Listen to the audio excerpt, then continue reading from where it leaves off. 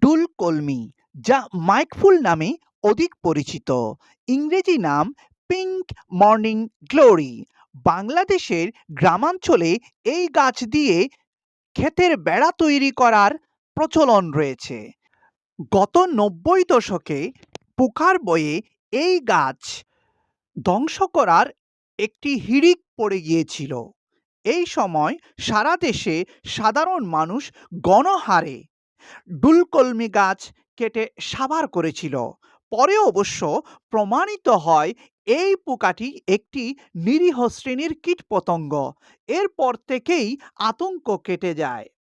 ডুলকলমি নদী তীরের মাটিকে শক্ত করে ধরে রাখে, ভূমিক্ষয় রোধ, ভাঙন রোধে গুরুত্বপূর্ণ ভূমিকা পালন করে।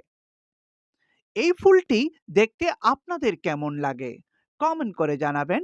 ভিডিওটি ভালো লাগলে লাইক, কমেন্ট, শেয়ার করবেন। অগ্রিম ধন্যবাদ।